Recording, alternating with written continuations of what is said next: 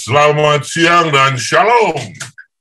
Shalom. Kita bersyukur pada Tuhan oleh karena siang yang indah ini Tuhan telah menyertai kita, memberkati kita apa yang kita sudah kerjakan dari pagi sampai siang, dan kita kembali dipanggil untuk bertemu dengan Tuhan, berdoa di siang hari, hidup bergaul dengan Tuhan seperti Henok dan seperti tokoh Alkitab yang lainnya. Saya percaya bukan kebetulan kita dikumpulkan siang ini, karena telah hadir bersama kita hamba Tuhan, Pendeta Joseph Ringo, yang akan menerangkan tentang perusahaan roh nubuat, kekabaran 3 malaikat, khususnya Babel, apa saja itu. Dalam waktu hanya 15 menit, karena ini akan diceritakan tiap hari, ya, dibuat yang tadinya susah menjadi sederhana dan gampang dimengerti dan diingat. Dan kita bersyukur juga hamba Tuhan Pendeta Roy Pitoy, ya, telah hadir bersama kita yang akan membahas tentang Alkitab pelajaran sekolah sahabat. Terpuji Tuhan dengan mendengarkan lagu pujian yang satu ini.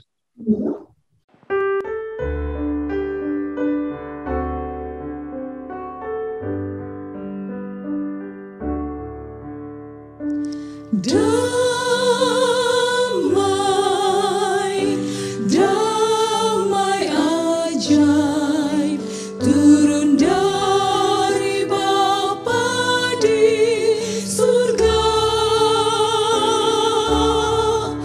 Oh, penuhilah jiwaku selamanya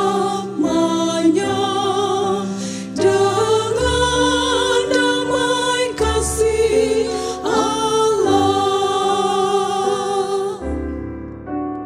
Terdengar suara di dalam hatiku, suara melodi amat merdu, nyanyian indah yang aku tak dengar itu, memberi damai pada jiwaku.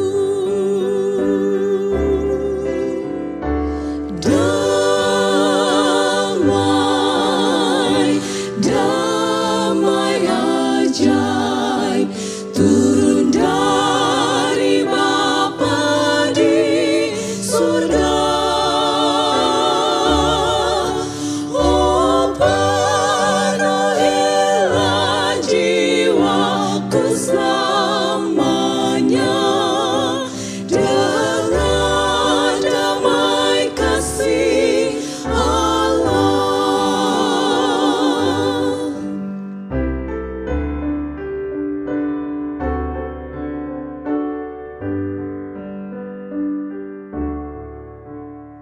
Jiwa yang penat yang tiada penghiburan, melewati berjenis susah. Sebelum gelap pastikan Yesus jadi teman. Oh, terimalah damai Bapa. Damai, damai ajaib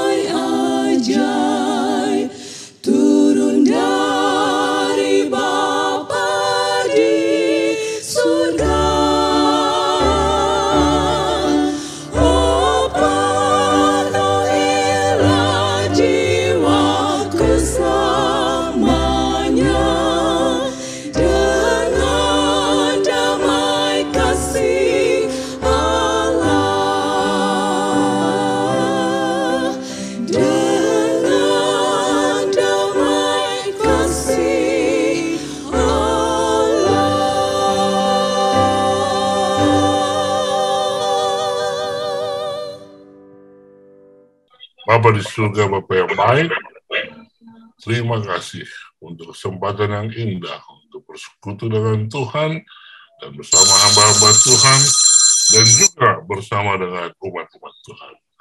Hadirlah Tuhan bersama kami dengan Roh Kudus Tuhan, memimpin ibadah ini dari awal hingga akhir, dan dengarlah segala seruan kami melalui doa. Dalam nama Yesus Kristus kami berdoa.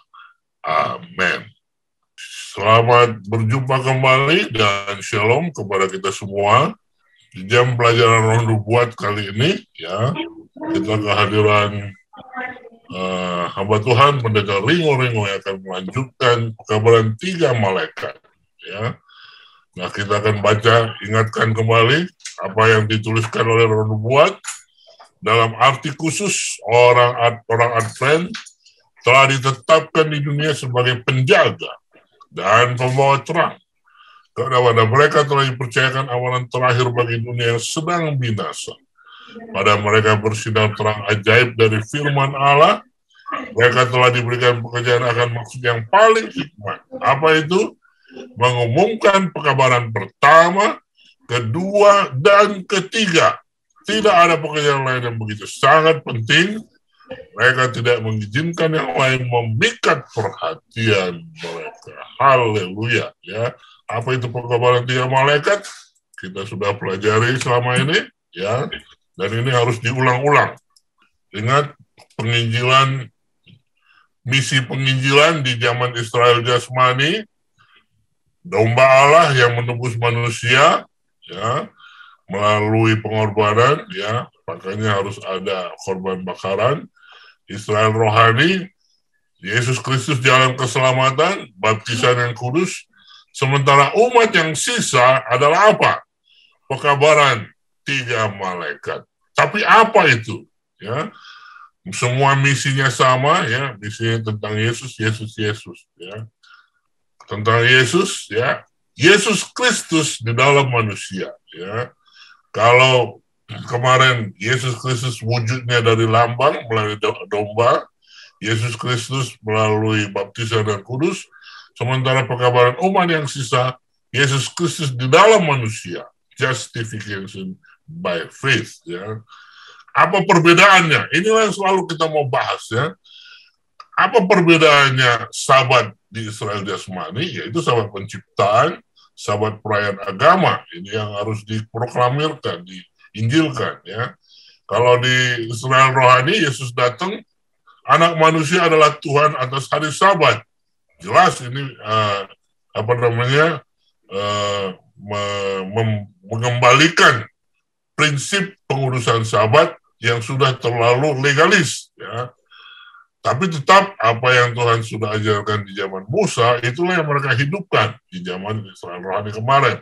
Nah, umat yang sisa, sabatnya itu kepentingannya ini, ya, takutlah akan Allah, ya, karena tiba penghakiman, sabat, penyembahan, mau sembah Tuhan yang hidup, atau menyembah setan, ya, atau Tuhan yang diciptakan manusia melalui patung dan tanda binatang.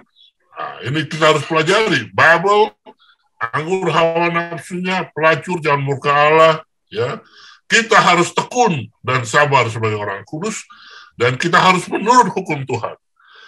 Baru, ya, dan yang kuncinya ini, ya, pekabaran kita di 3 malaikat adalah iman Yesus, ya, menjadi bagian kita. Kalau kita beriman di dalam Yesus, maka kita akan sempurna menurut hukum Tuhan. Kalau kita beriman dalam Yesus, maka kita akan menjadi orang sabar dan orang kudus. Kenapa? Karena kebenaran Kristuslah yang diperhitungkan kepada kita. Nah, saat ini kita akan belajar Babel. Apa itu Babel? Mari kita dengarkan dari hamba Tuhan, Pendeta Joseph Ringo.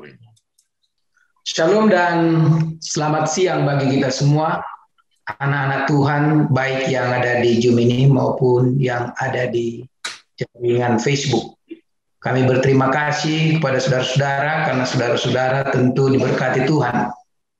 Dan saat ini kita akan mencoba mempelajari satu pelajaran yang memperkenalkan kepada kita bagaimana kerinduan Allah bagi saudara-saudara kita yang sering disebut berada di Babel. Dan untuk itu Tuhan memanggil supaya keluar dari Babel. Saudaraku, buku atau apa yang kita kenal dengan roh nubuat adalah sebuah petunjuk yang memberikan kepada kita pemahaman tentang berbagai hal yang membantu penglihatan kita, pemahaman kita, pengertian kita untuk melihat dengan terang akan firman Tuhan atau kitab suci. Saudaraku, judulnya pada siang hari ini, keluarlah dari Babel, hai umatku. Dalam buku Wahyu, perkataan ini dicatat 2 kali, dan saudara-saudara, kata sudah keluarlah dari Babel, hai umatku, karena ada alasannya, yaitu karena Babel itu sudah rubuh. Ya, jadi kata sudah rubuh ini keluar, untuk memanggil keluar, ini disampaikan 2 kali. Dan kemudian saudaraku yang dikasih Tuhan, buku Wahyu mencatat 2 kali pemberitahuan sudah rubuh Babel. Dan ada satu pernyataan di situ bahwa Babel itu adalah kota besar yang memabukkan segala bangsa dengan anggur hawa nafsunya. Nah, kita coba lihat ayat itu di dalam Wahyu pasal 14 ayat 8.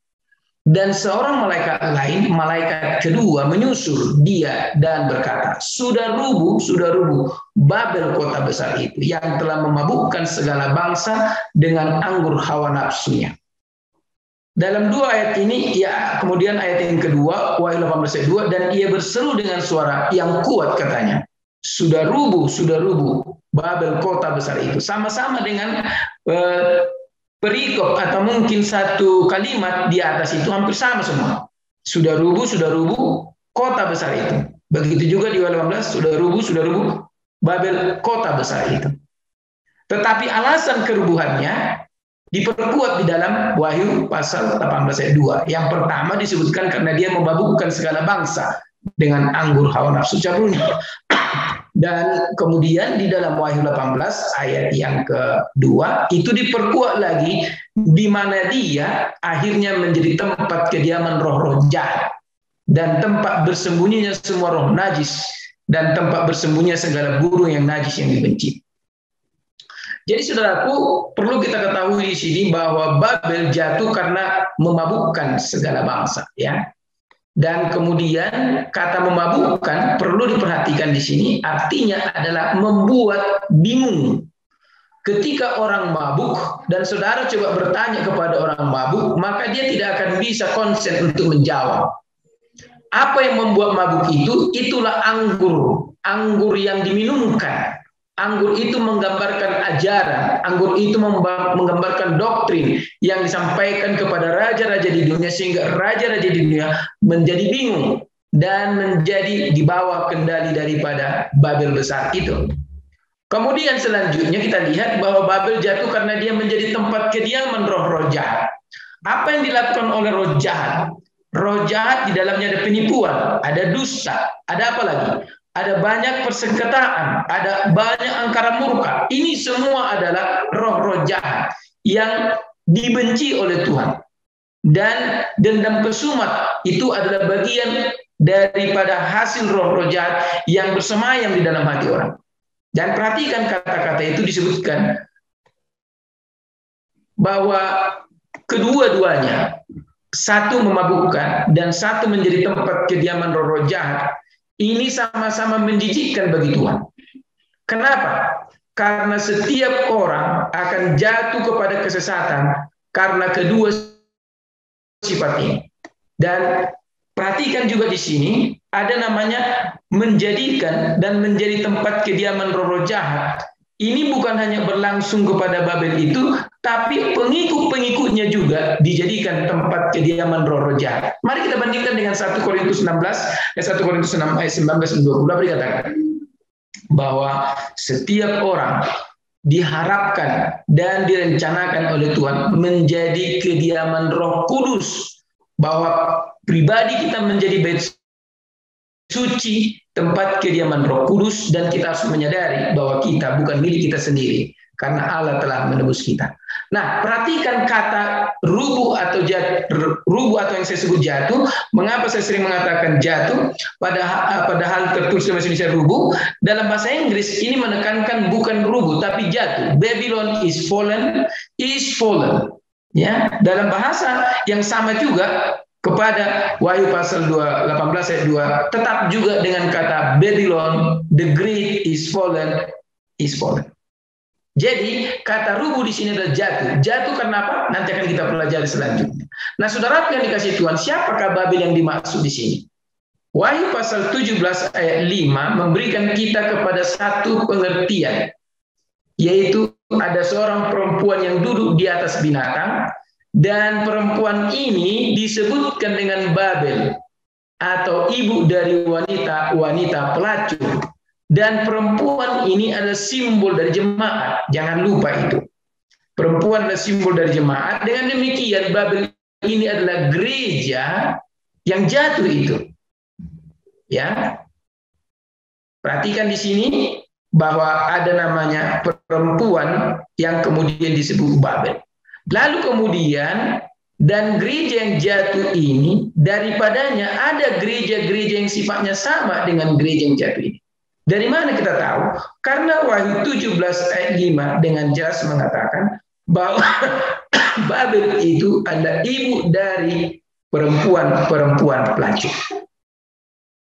Nah, saudaraku, siapakah Babel yang dimaksud di sini? Kita masih terus lanjutkan dengan mengutip satu pernyataan Kemenangan Akhir halaman 399.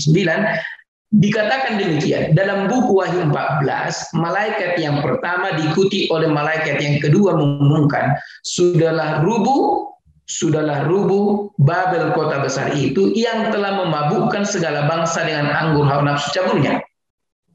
Dikutip dari Wahyu 14:8. Istilah Babel diambil dari kata Babel yang melambangkan kekacauan. Di mana ini mengingatkan kita kepada 4.000 tahun yang lalu atau mencapai 6.000 tahun, sekitar 5.000 tahun yang lalu ketika Menara Babel didirikan, yang di mana terjadi kekacauan. Digunakan dalam Alkitab untuk menyatakan berbagai bentuk agama yang salah atau murtad. Jadi Babel besar itu adalah gabungan daripada agama-agama murtad. Kalau dalam Wahyu 17 ayat 5 disebutkan ada ibunya dan ada putri-putrinya. Lalu bergabunglah semua ini menjadi Babel. Tetapi perempuan yang duduk yang menjadi ibu dari pelacur itu disebut juga Babel. Dengan kata lain, dialah yang menjadi the leading, yang menuntun, yang menggerakkan, yang mengendalikan putri-putrinya. Oleh karena putri-putrinya itu mengikuti apa yang dilakukan oleh ibunya. Itu makanya dikatakan lebih lanjut dalam buku Wahyu 17, Babel dilambangkan sebagai seorang perempuan, sosok yang digunakan dalam Alkitab sebagai lambang gereja. Perempuan yang saleh melambangkan gereja yang murni, dan perempuan sundal melambangkan gereja yang murtad. Jadi saudara-saudaraku yang dikasih Tuhan, dengan demikian kita dapat memahami bahwa Babel di sini bukanlah berbicara mengenai sebuah kota yang pernah dulu dibangun. Namun demikian nanti akan kita lihat apa hubungannya. Kenapa nama itu digunakan? Lalu saudaraku, dari pemaparan yang kita dapat dari kutipan itu kita menemukan beberapa poin. Babel menggambarkan kekacauan, dan apa yang menyebabkan disebut kekacauan nanti akan kita lihat. Ajaran gereja murtad ini membawa kebingungan bagi semua penghuni dunia, ya, membawa kebingungan karena itu disebutkan memabukkan. Lalu Babel itu adalah perempuan sundal, menggambarkan gereja yang murtad. Kemudian dalam 2 Tesalonika 2 1-12 yang tidak mungkin kita bahas sekarang, tapi sedikit banyaknya saya katakan atau saya jelaskan di dalam ayat 3 dan 4. Apa yang dikatakan di dalam ayat 3 dan 4? Ayat 3 dan 4 menjelaskan sebelum kita tiba pada kedatangan Yesus kedua kali, akan datang dahulu murtad. Nah, kata dahulu murtad ini jangan lupa konteksnya adalah kepada gereja Kristen, bukan kepada yang lain. Bukan di luar agama Kristen. Karena Paulus di sini berbicara kekristenan, umat Tuhan. Dan setelah datang dahulu murtad, harus dinyatakan dahulu manusia durhaka yang harus binasa. Apa maksudnya manusia durhaka ini? Karena manusia durhaka ini berkeinginan untuk duduk di bait Allah dan mau disembah sebagai Allah. Saudara baca ayat itu. Oleh karena itu maka Babel adalah sebuah gereja, sebuah jemaat atau sebuah sistem kegerejaan di mana dia dipimpin oleh manusia durhaka yang lahir dari kemurtadan yang terjadi sekitar abad ke-3 sampai abad ke-4 dalam sejarah kekristenan. Dan setelah berdiri kemurtadan, setelah kemurtadan itu terjadi, maka manusia durhaka memimpin gereja itu. Jadi kemurtadan gereja ini dimulai abad ke-3, terus merambat ke zaman ke-8, di mana gereja telah dipimpin oleh manusia durhaka. Sekarang saya akan coba gambarkan sedikit mengenai Babel dalam urutan peristiwa Alkitab. Dulu Babel itu adalah salah satu dari 3 kota yang dibangun oleh Nimrod. Dan kemudian Babel itu dibuat menjadi sebuah kerajaan yang luar biasa yang menguasai seluruh dunia oleh Nebukadnezar yang kemudian dalam catatan sejarah dunia disebut Neo Babilonia. Dan kemudian kata Babel sebenarnya sudah hancur karena para nabi seperti Yeremia, Yehezkiel menubuatkan bahwa Babel tidak akan pernah dibangun. Bahkan di daerah Irak di mana dikatakan Babel itu ada, tidak pernah ada satu penemuan yang menyatakan bahwa di situ berdiri kota. Tetapi kemudian Alkitab memunculkan kata Babel di buku Wahyu yang membuat kita ingin mengerti apa pesan yang sedang disampaikan di sana. Karena itu saudaraku yang dikasihi Tuhan, kita coba lihat kembali kepada Babel yang dibangun oleh Nimrod. Babel ini dibangun oleh Nimrod yang merupakan simbol perlawanan. Jadi jangan lupa, Babel adalah simbol perlawanan, dan kemudian karena mereka ingin melawan rencana Allah, kota ini kemudian dihancurkan dengan cara memecahkan semua bahasa orang di kota ini, dan hasilnya kota Babel gagal dibangun dan muncullah kekacauan. Kenapa muncul kekacauan? Karena bahasa mereka berbeda-beda. Sekarang kenapa muncul kekacauan di tengah-tengah umat Kristen? Karena bahasa penafsirannya berbeda-beda. Dan hampir semua agama merasa bahwa tafsirnya terhadap Alkitab itulah yang benar. Dan setan sangat-sangat senang dengan kondisi. Tuhan melawan setan dengan menghancurkan bahasa, dia tiru itu kemudian dia hijab. Nah, karena ini berbicara catatan sejarah, kita lanjutkan. Kemudian Babel yang kedua sering disebut oleh sejarawan Neo Babilonia, dibangun kembali oleh Hammurabi. Dan Hammurabi mengeluarkan berbagai kodek Hammurabi yang menjadi prinsip-prinsip hukum bagi negara Babylon, yang kemudian dibesarkan oleh Nebukadnezar dan menjadi kerajaan besar pertama di dunia yang menguasai seluruh dunia. Lalu kemudian Babylon yang ketiga menjadi simbol perlawanan. Perhatikan tadi di sini ada perlawanan, di sini juga ada perlawanan di mana Babylon telah menghukum mati 3 anak Tuhan dan juga mencoba melakukan perlawanan kepada apa yang Tuhan katakan, bahwa patung itu terdiri dari apa? 4 logam, tapi dia buat patung itu menjadi terdiri dari 1 logam. Dan dia mendirikannya untuk kebesaran dan keagungan daripada nama Babylon. Kemudian Babylon ketiga juga menjadi simbol perlawanan terakhir dari dunia kepada Tuhan. Babel ini sekarang bukan lagi kerajaan, bukan lagi tempat kekuasaan, tetapi Babel ini lebih menekankan kepada simbol sistem kegerejaan murtad dan menjadi simbol dari perempuan pelacur di Wahyu 17. Pekabaran malaikat pertama sampai ketiga disebutkan di dalam Alkitab mengundang orang keluar dari Babel. Pertanyaannya kenapa? Karena Babel ini adalah gereja, dan gereja ini dulu adalah milik Tuhan, tapi disusupi oleh kemurtadan, dan kemurtadan itu akhirnya membentuk sistem penyembahan yang bukan kepada Tuhan. Maka itulah alasannya mengapa pekabaran itu nanti didahului dengan takutlah akan hal.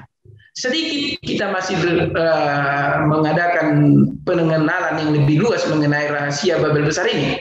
Sebagaimana saya sudah katakan bahwa Babel adalah sistem keagamaan yang berpusat pada manusia, dia sebagaimana diterangkan dalam Wahyu pasal 17 yang menjelaskan bahwa Babel itu adalah ibu dari wanita pelacur.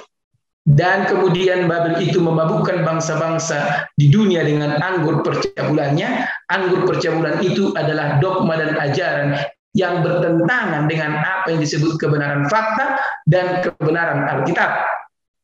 Kemudian Babel juga kekuatan yang memadukan kekuasaan agama dengan sipil. Itu yang menyebabkan agama ini menjadi tidak sehat dalam pertumbuhannya. Duduk di atas yang banyak airnya, artinya menguasai seluruh bangsa-bangsa di dunia melalui jaringan-jaringan yang dibangun oleh sistem keagamaan. Nah, satu kutipan dari Kemenangan Air pasal halaman 401 menjelaskan sekali lagi Babel dikatakan sebagai ibu dari wanita pelacur. Wahyu 17:5. Dan anak-anaknya yaitu wanita-wanita pelacur melambangkan gereja-gereja yang bergantung kepada ajaran-ajarannya dan tradisi-tradisinya, dan yang mengikuti teladannya mengorbankan kebenaran. Perhatikan, mengorbankan kebenaran dan pengakuan akan Allah, lalu membentuk persekutuan ilegal dengan dunia. Allah memisahkan kita dari dunia. Karena itulah hendaklah kamu apa? Tidak serupa dengan dunia, tapi berubahlah oleh apa? Pembaruan budi. Sekarang kita bertanya, apakah gereja yang dituduh murtad itu mengakuinya seperti itu? Dalam satu Konsili Vatikan II, Paus Yohanes Paulus III dan Paus Yohanes Paulus VI merujuk kepada gereja, mencoba menjelaskan bahwa kata gereja Katolik merujuk kepada ibu dari gereja-gereja Protestan dan mengakui bahwa gereja-gereja Protestan sebagai anak-anaknya yang terasing. Dan itu kita kutip di mana Ernesto Balduzzi, penulis John the Transitional Pope, mengambil pernyataan daripada Paus itu dan dia berkata, dia gereja Katolik Roma menjadi ibu yang penuh kasih sayang, baik hati dan sabar. Dia tergerak oleh kasih sayang dan kebaikan kepada anak perempuan yang terasing. Jadi dengan kata lain pernyataan itu ada dari gereja.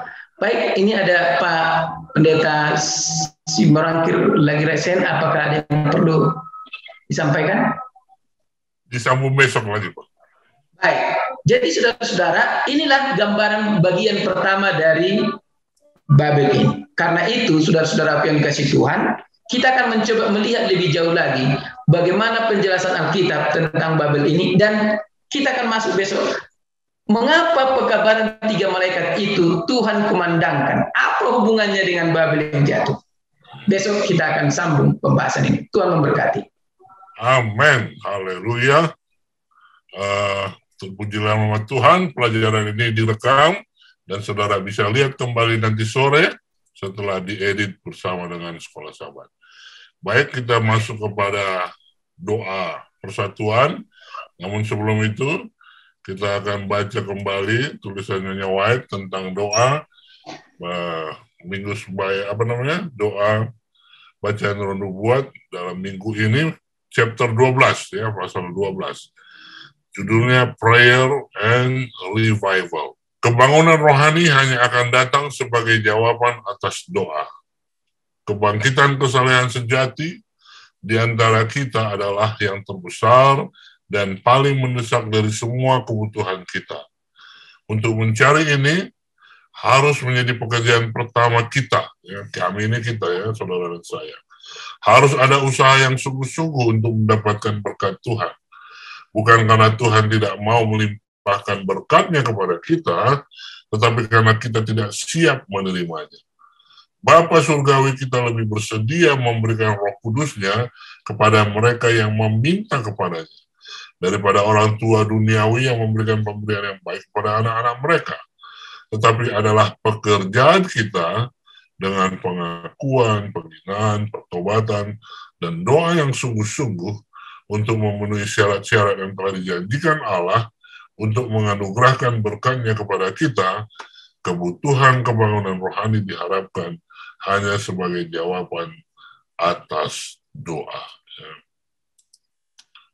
Yang berikut, ada kebutuhan hari ini dari kebangkitan agama yang sejati, seperti yang dialami oleh Israel kuno. Kita perlu seperti mereka untuk menghasilkan buah yang memenuhi pertobatan, untuk menyingkirkan dosa-dosa kita, membersihkan bait suci hati yang najis, agar Yesus dapat memerintah di dalamnya. Ada kebutuhan akan doa yang sungguh-sungguh dan kuat.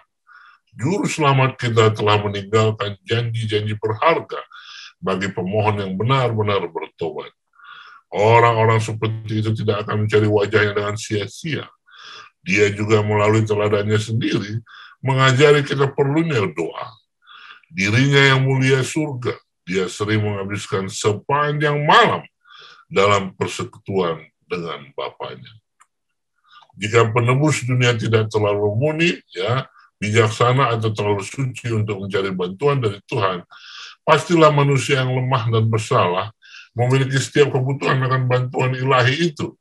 Dengan penyesalan dan iman, setiap orang Kristen sejati akan sering mencari tahta kasih karunia, agar ia dapat memperoleh belas kasihan dan menemukan kasih karunia untuk membantu pada saat dibutuhkan. Saudaraku yang kasih dalam Yesus Kristus, kita sedang hidup di akhir zaman, dan kita mempunyai beban untuk mengabarkan pengkabaran 3 malaikat. Namun di atas semua itu, kebangunan rohani secara pribadi haruslah kita alami dan kita cari dengan sungguh-sungguh melalui berdoa. Yesus Kristus sukses melayani ketika dia berada di dunia ini, oleh karena dia berdoa sungguh-sungguh kepada Tuhan. Sementara dia adalah Tuhan, apalagi kita. Tuhan yang berdoa dengan sungguh-sungguh meminta Roh Suci mengalami kebangunan rohani. Saudara dan saya juga membutuhkan hal itu. Tidak hanya pagi dan petang, namun siang juga. Ini saatnya kita berdoa. Mari kita dengarkan lagu tema kita, I Will Go, untuk pendahuluan belajar Alkitab Sekolah Sabat.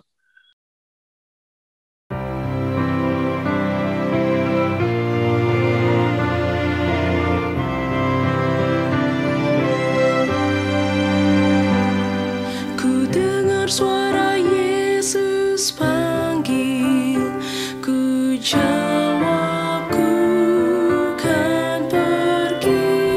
Ku lihat jiwa yang bersedih, ku jawab, ku kan pergi. Pergi beritakan kabar kasih, bagikanlah pengharapan, dan bila aku lemah, Yesus menolongku, karena keputusanku kan pergi.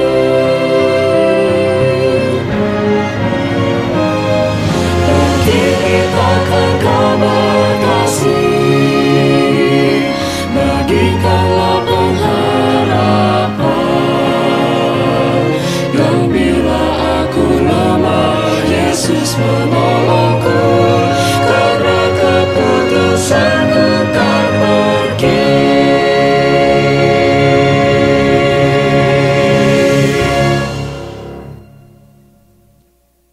Pendeta Roy Pitoy akan mengajarkan firman Tuhan saat ini. Silakan, Pendeta. Shalom, saudara-saudara. Shalom. Kita bersyukur untuk waktu yang diberikan oleh Tuhan bagi kita untuk bersama-sama mempelajari firman Tuhan. Sebelum kita mulai, mari kita berdoa sekali lagi. Ya Tuhan Allah yang bertakhta di dalam kerajaan surga, kami bersyukur untuk kesempatan mempelajari firman-Mu saat ini. Kami orang yang berdosa, bagaimana mungkin kami memahami firman-Mu yang kudus kalau Engkau tidak menyucikan kami? Firman-Mu adalah kebenaran dan firman-Mu lah yang akan menyucikan kami saat ini. Berikan kami Roh Kudus bagaimana yang Engkau janjikan Tuhan, agar kami boleh memahami firman-Mu ini, dan lebih dari memahami, kami boleh memiliki karakter seperti Yesus. Di dalam nama Tuhan Yesus kami sudah berdoa. Amin. Saudara-saudara, pelajaran sekolah Sabat kita pada Sabat yang ke-13 ini adalah kehidupan perjanjian baru. Sepanjang 1 triwulan kita belajar tentang perjanjian, ya. Dan ini adalah akhir daripada pelajaran sepanjang triwulan kita. Saya lebih suka memberikan judul yang berdasarkan apa yang saya sudah pelajari dari pelajaran sekolah Sabat, supaya kita lebih mengertinya apa itu kehidupan perjanjian baru. Mungkin lebih kita mengerti manfaat dari perjanjian baru, saudara-saudara. Dan ada 5 manfaat daripada perjanjian baru yang disinggung oleh sekolah Sabat. Di dalam hari Minggu, ya, saudara-saudara, kalau kita pelajari, manfaat yang pertama daripada kita mempunyai hidup yang kekal, bisa dikatakan kita akan memiliki sukacita. Kalau kita masuk dalam perjanjian baru dan kita mendalami hubungan yang erat dengan Tuhan, maka kita akan mendapatkan sukacita. Ya, kemudian di pelajaran hari Selasa, kita juga kalau kita menghidupkan satu kehidupan perjanjian baru, maka kita akan bebas dari rasa bersalah. Itu pelajaran hari Senin. Dan kalau kita menghidupkan kehidupan perjanjian baru, saudara-saudara, kita akan memiliki hati yang baru. Ya, saya dan saudara akan memiliki hati yang baru. Luar biasa, berkat dari perjanjian baru. Dan di pelajaran hari Rabu, saudara-saudara, ya, kita tentunya akan mendapatkan kehidupan yang kekal. Wah, siapa yang nggak mau hidup yang kekal? Dan yang lebih luar biasa lagi, saudara-saudara, dalam perjanjian baru ini, hidup kekalnya bukan nanti. Kebanyakan kita berpikir bahwa hidup kekal itu nanti, waktu Yesus datang kedua kali, baru kita diubahkan, baru kita menerima hidup yang kekal. Tapi pelajaran sekolah Sabat mengatakan kepada kita bahwa seharusnya hidup kekal itu sekarang. Karena hidup yang kekal itu adalah hubungan yang erat, yang intim dengan Tuhan. Iya kan? Iya. Dan saudara-saudara, ketika saya dan saudara mendapatkan satu kehidupan yang berlimpah, karena kita memiliki hubungan yang sangat intim, yang sangat erat dengan Tuhan kita, Tuhan Yesus, jangan kita simpan untuk diri kita sendiri. Iya kan? Itulah pelajaran hari Kamis, ya, bahwa misi dari perjanjian baru. Saya dan saudara harus bagikan apa yang kita rasakan, ya, saudara-saudara, dalam hubungan yang intim dengan Tuhan kita itu. Saya pikir inilah inti daripada pelajaran sepanjang minggu ini. Ya, saya ingin baca kesimpulannya, saudara-saudara. Kesimpulannya adalah, ya, perjanjian itu bukan hanya beberapa konsep teologi yang dalam, tetapi perjanjian itu menegaskan ukuran hubungan kita dengan Kristus yang menyelamatkan. Satu hubungan yang memberikan manfaat yang luar biasa bagi kita sekarang dan pada saat Dia kembali. Ya, saudara-saudara, waktu kita tidak banyak, ya, jadi saya langsung masuk. Apa itu berkat yang pertama dari hidup dalam perjanjian yang baru, manfaat daripada kehidupan dalam perjanjian yang baru? Pertama, kita memiliki sukacita. Ya, di dalam Alkitab, sukacita agak dibedakan dengan berbahagia. Ya, sukacita adalah suatu keadaan yang di mana kita berbahagia sekalipun dalam kesusahan. Mungkin definisi sederhananya seperti itu. Kalau kebahagiaan dalam definisi umum, mungkin ketika segala sesuatu dipenuhi, kebutuhan kita dipenuhi, iya, saudara-saudara, dan ketika segala keadaan baik-baik saja. Tetapi sukacita lebih dalam dari itu. Sukacita adalah satu keadaan di mana sekalipun saya dan saudara dalam keadaan yang susah, kita tetap berbahagia. Iya, sama seperti Ayub, dalam keadaan yang susah, yang sulit sekalipun, dia tetap bersukacita, saudara-saudara. Iya, kesusahan tidak seharusnya mengusir sukacita daripada orang Kristen. Ya, ini yang kita dapatkan sebagai orang Kristen. Kenapa kita harus bersukacita? Mari kita baca di dalam ayat hafalan kita. Ya, ayat hafalan kita memberitahu kepada kita kenapa kita tetap bisa bersukacita walaupun dalam keadaan kesusahan, walaupun dalam keadaan COVID, ya, di mana kita tidak bisa bebas bergerak, di mana kita penuh kekhawatiran, penuh ketakutan. Tapi sebagai orang Kristen yang memiliki ya sukacita, seharusnya ini tidak mengusik kita terlalu dalam. Ya, saudara-saudara, di dalam Yohanes 10 ayat 10 jelas disebutkan, aku datang supaya mereka mempunyai hidup dan mempunyainya dalam segala kelimpahan.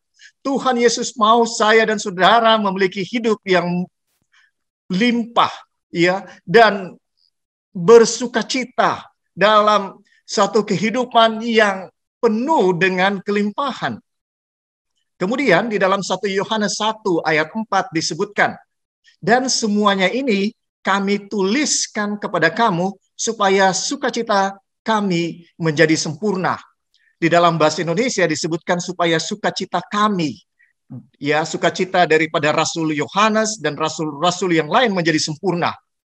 Tetapi dalam bahasa aslinya, kata yang lebih tepat supaya sukacita kamu menjadi sempurna. Iya, jadi kalau kita lihat di sini ada dua alasan kenapa saya dan saudara harus bersukacita. Pertama, oleh karena Tuhan Yesus sudah datang menyelamatkan saya dan saudara di atas dunia ini, kita patut bersukacita. Kedua, iya, karena Alkitab diberikan kepada saya dan saudara. Ya, ini yang dikatakan oleh Rasul Yohanes. Dia mengatakan bahwa saya menuliskan surat kepada kamu supaya sukacita kamu penuh dan melimpah. Dengan kata lain, karena Yesus sudah datang, ya, di atas dunia menebus saya dan saudara, kita tidak ada alasan untuk tidak bersukacita dalam kehidupan kita. Sekalipun kita mengalami berbagai kesusahan, karena sekarang kita bisa hidup dengan tanpa rasa takut untuk dibunuh atau untuk binasa, mati kekal. Iya, saudara-saudara, karena kita tidak lagi di bawah ancaman kematian. Kenapa? Karena Yesus sudah menjadi juru selamat bagi kita. Dan Alkitab ditulis untuk menyatakan hal ini. Iya, saudara-saudara, sehingga kita memiliki banyak pengharapan di atas dunia ini. Walaupun kita akan mengalami berbagai-bagai kesusahan. Dengan jelas Rasul Yohanes mengatakan, ya, bahwa kita perlu bersukacita karena Yesus sudah datang, Yesus sudah mati bagi kita, naik ke surga, iya, dan dia akan datang kembali. Jadi apa yang perlu kita takutkan? Tidak ada, saudara-saudara. Dan kalau kita lihat latar belakang, ya, di dalam 1 Yohanes 1 sampai ayat 3 sebelum datang di dalam ayat yang keempat, ya, supaya kita memahami konteksnya dan lebih mengerti apa yang menjadi dasar sukacita saya dan saudara. Ya, ini dasar dari sukacita saya dan saudara. Apa yang telah ada sejak semula, yang telah kami dengar, yang telah kami lihat dengan mata kami, yang telah kami saksikan dan yang telah kami raba dengan tangan kami tentang firman hidup, itulah yang kami tuliskan kepada kamu. Hidup itu telah dinyatakan dan kami telah melihatnya. Dan sekarang kami bersaksi dan memberitakan kepada kamu tentang hidup kekal yang ada bersama-sama dengan Bapa dan yang telah dinyatakan kepada kami. Apa yang telah kami lihat dan yang telah kami dengar itu kami beritakan kepada kamu juga, supaya kamu pun beroleh persekutuan dengan kami. Dan persekutuan kami adalah persekutuan dengan Bapa dan dengan anaknya, Yesus Kristus. Saudara-saudara, inilah 1 Yohanes 1 ayat 3 sebelum dia sampaikan di dalam ayat yang tadi kita sudah baca, 1 Yohanes 1 ayat 4, ya, bahwa alasan kita untuk memiliki sukacita itu sangat kuat, saudara-saudara. Mengapa? Karena di dalam kehidupan Rasul Yohanes 3,5 tahun bersama dengan Tuhan Yesus, sebelum Tuhan Yesus naik ke surga, Yohanes bisa katakan, saya telah melihat ya apa yang telah kami dengar dari semula yang disampaikan di dalam firman Tuhan tentunya, yang diajarkan kepada Rasul Yohanes ketika dia beranjak dewasa, ya, dia katakan ini saya telah lihat, dan dia nggak bilang cuma saya, tapi kami, artinya lebih dari satu orang. Kami, rasul-rasul, telah lihat dengan mata kami, yang telah kami saksikan dan yang telah kami rabah dengan tangan kami sendiri, ya. Artinya dia telah dengar, dia telah lihat, dia telah rabah, menggambarkan satu keintiman hubungan dengan Tuhan Yesus yang sangat dekat. Dan itu yang dituliskan. Saudara, kita punya keyakinan yang kuat bahwa Yesus adalah Mesias, Juru Selamat kita, bukan satu kebohongan. Oleh karena apa? Karena saksi-saksi hidup yang hidup bersama 3,5 tahun dengan Tuhan Yesus, ya, mereka lihat, mereka sentuh Tuhan Yesus, dan mereka berani sampaikan kepada kita. Nah, saya mau, saudara, kita berpikir, semua rasul-rasul ini, mereka hidup bersama dengan Tuhan Yesus selama 3,5 tahun. Dan semua mereka mati syahid, mati dibunuh karena mempertahankan kebenaran bahwa Yesus sudah mati. Kecuali Rasul Yohanes, ya, karena Tuhan masih ada rencana buat dia untuk menulis buku Wahyu, sehingga dia tidak mati dibunuh, walaupun sejarah gereja atau tradisi gereja mencatat bahwa dia sebenarnya ingin dibunuh oleh Kaisar Romawi, tapi dia tidak mati, sehingga akhirnya dia diasingkan ke Pulau Patmos. Nah, semua mereka mati syahid. Ya, saudara coba bayangkan, apakah mereka mau mati syahid, mempertaruhkan hidup mereka untuk sesuatu kebohongan? Bagaimana menurut saudara? Tidak mungkin, saudara. Orang yang paling jahat sekalipun kalau dia mau dieksekusi mati, dia akan berkata yang jujur. Ya, dengan begitu kita punya keyakinan bahwa apa yang disampaikan oleh rasul-rasul ini bukan satu kebohongan. Ya, karena mereka berani mempertaruhkan nyawa mereka untuk kesaksian yang mereka sampaikan. Iya kan? Jadi kita punya keyakinan bahwa apa yang disampaikan oleh rasul-rasul yang kita baca di dalam firman Tuhan ini tidak ada sedikit pun yang kita perlu ragukan. Itu benar apa adanya. Ya, dan kiranya ini memberikan kepada kita jaminan dan sukacita bahwa semua yang disampaikan di dalam firman Tuhan tidak salah, saudara-saudara. Ya, sekarang berkat yang berikut, yaitu bahwa selain kita dapat sukacita, kita juga akan bebas dari rasa bersalah. Kenapa? Kenapa kita bebas dari rasa bersalah? Karena di dalam Roma 8 ayat 1 dikatakan, ya, demikianlah sekarang tidak ada penghukuman bagi mereka yang ada di dalam Kristus Yesus, supaya tuntutan hukum Taurat digenapi di dalam kita yang tidak hidup menurut daging, tetapi menurut roh. Saudara-saudara, ya, jangan dengerin apa yang setan bilang. Sering banget setan bilang sama kita, hei, kamu ketua jemaat, hei, kamu pendeta, tapi kamu bikin ini, kamu memalukan.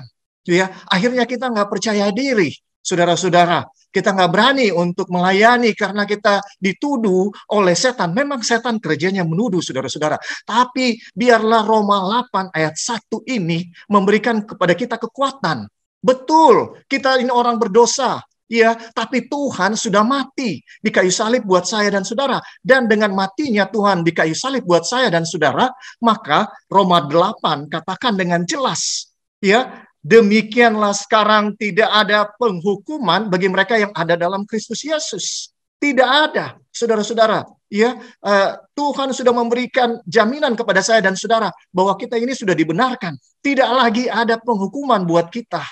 Ya, hanya kita harus percaya. Tapi seringkali kita lebih dengar setan. Setan bilang, doa kamu tidak akan didengar oleh Tuhan. Kamu masih bikin dosa. Ya, saudara-saudara. Sehingga kita sering nggak percaya diri. Waktu berdoa, apa Tuhan dengar saya? Kayaknya Tuhan tidak akan dengar saya. Saya ini terlalu berdosa.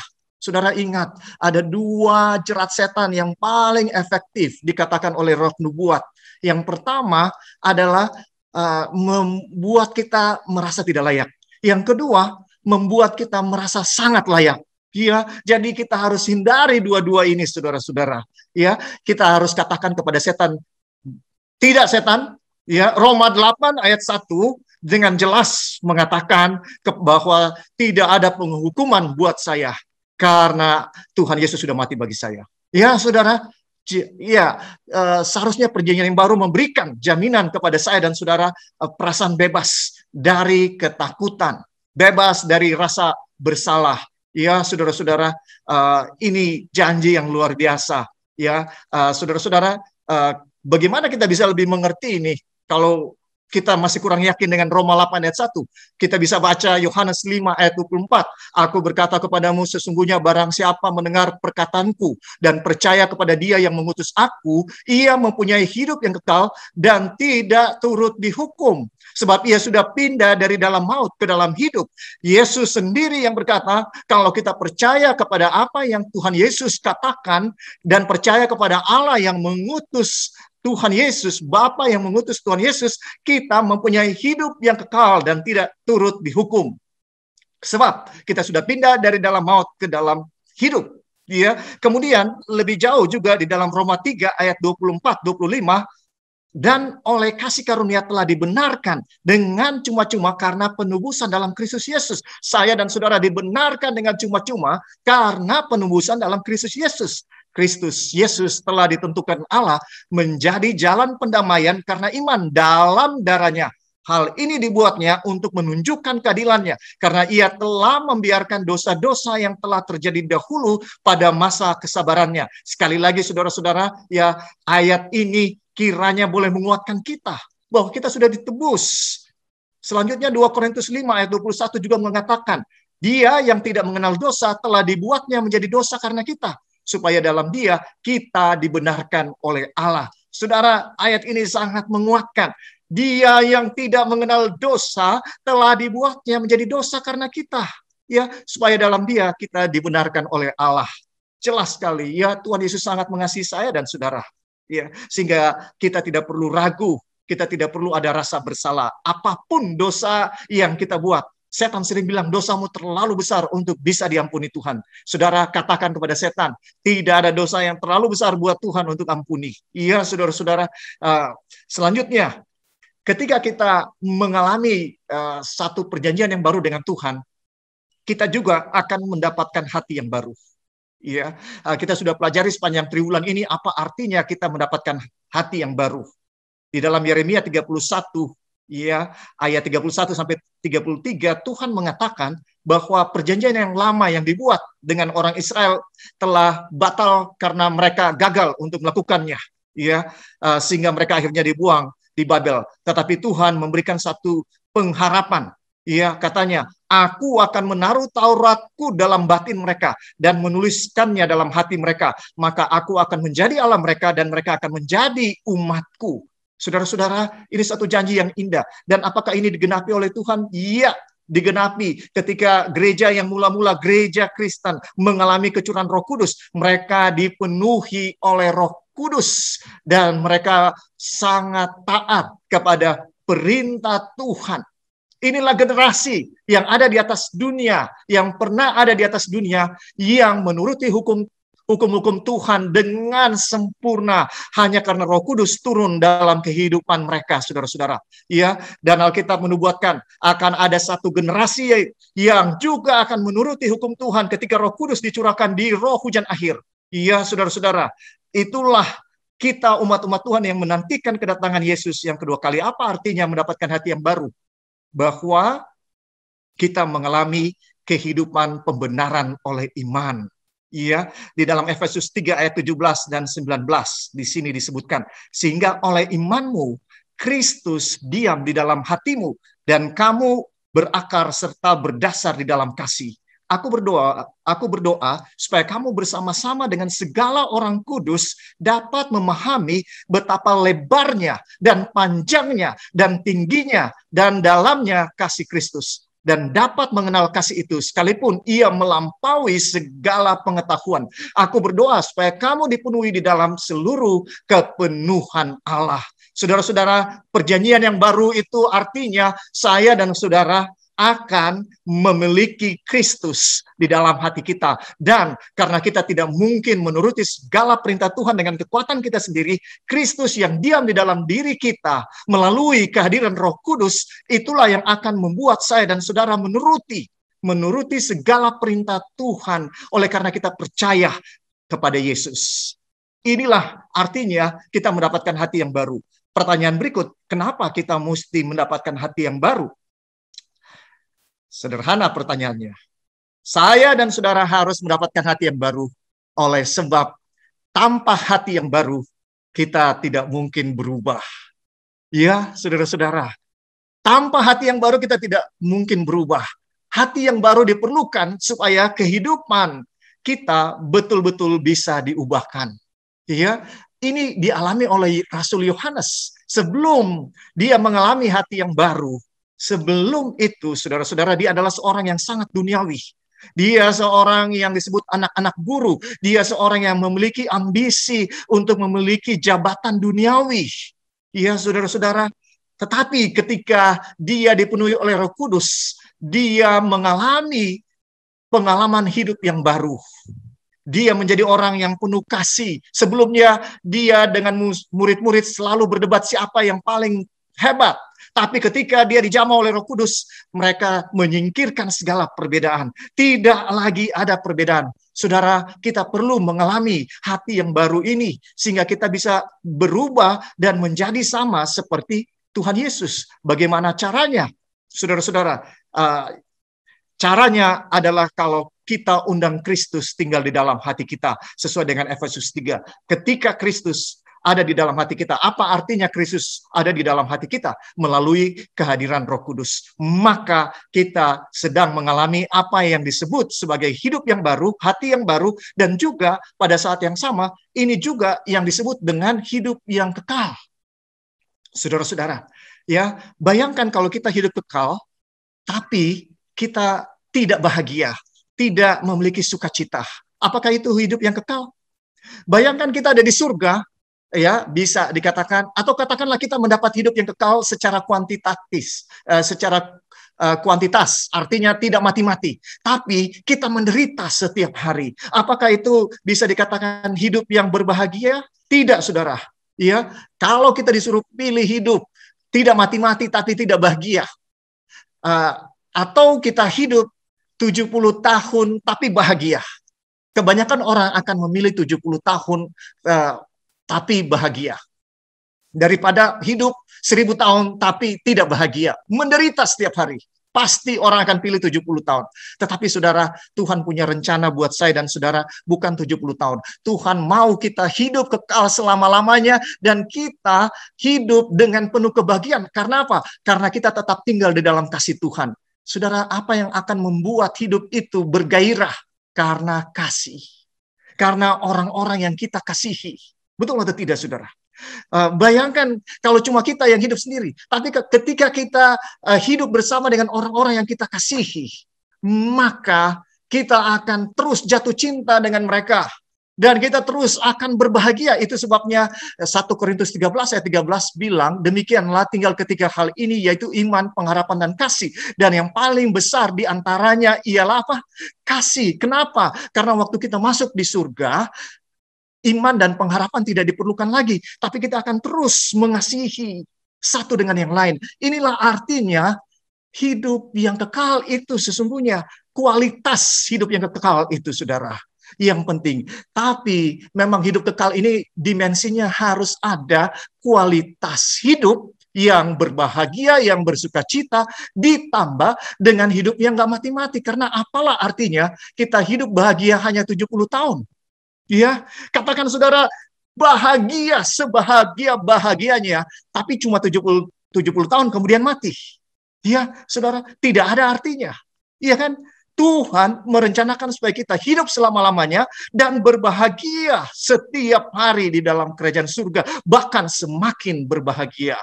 Iya, saudara-saudara, jangan, hidup itu indah, saudara. Orang biasanya mau bunuh diri karena mengalami kesusahan.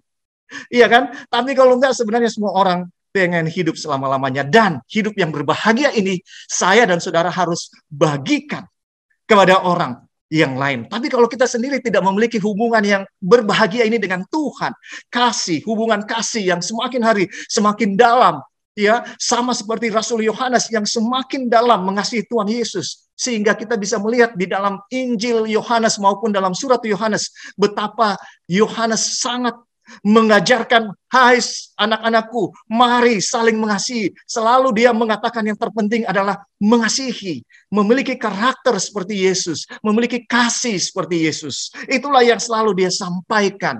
Dan ini yang akan membuat kita pergi. I will go. Pergi untuk menyatakan kasih Tuhan. Tapi kalau kita sendiri nggak memiliki kasih itu, apa yang kita mau sampaikan? Ya, saudara-saudara, inti dari pekabaran 3 malaikat adalah saya dan saudara dibenarkan oleh kebenaran Tuhan Yesus, dan kita memiliki kasih. Ya, hanya karena Tuhan yang membagikan kasih itu, Tuhan yang mengubah hidup saya dan saudara, Tuhan yang memampukan saya dan saudara menuruti segala perintahnya. Dan saudara-saudara, kalau kita melakukan ini, kita akan pergi dan menjadi inspirasi bagi semua orang. Amin. Amin, haleluya. Luar biasa kita dengarkan khotbah ya. Kesimpulan 1 minggu. Terima kasih. Roh Kudus bekerja. Mari kita renungkan firman Tuhan yang sudah kita pelajari melalui lagu penutup ini.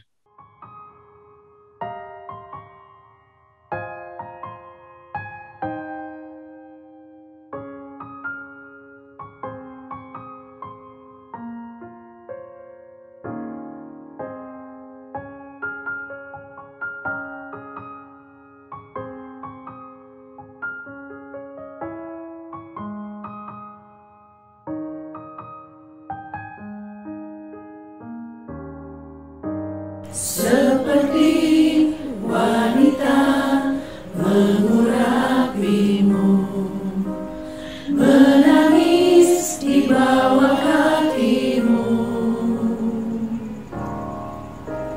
Demikian hidupku mau mengasihimu, Yesus Engkau baik bagiku.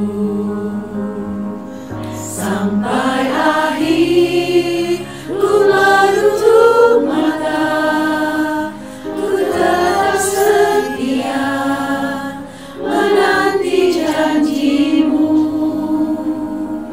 Sampai ku dapatkan mahkota kehidupanku, ku tetap setia melayanimu.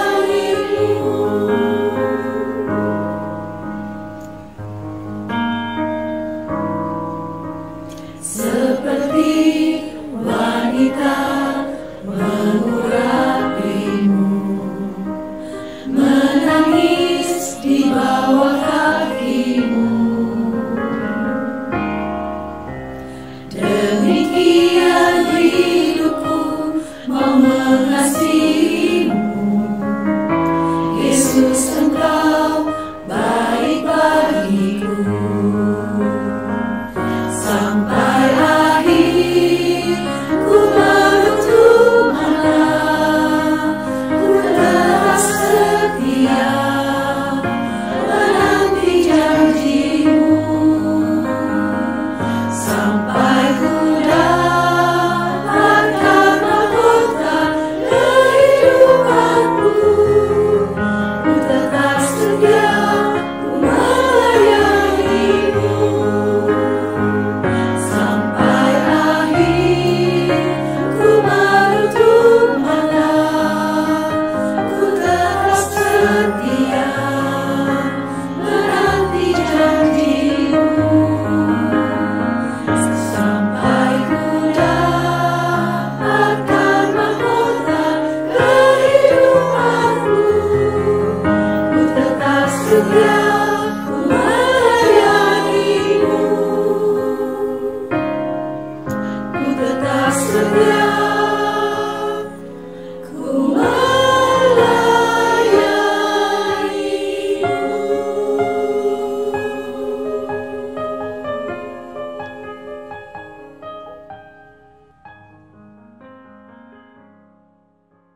tutup hamba Tuhan Pendeta Roy Pitoy. Kita tunduk kepala, kita berdoa. Ya Tuhan Allah yang bertakhta di dalam kerajaan surga, kami mengucap syukur untuk kesempatan kami boleh bersama-sama pada siang hari ini.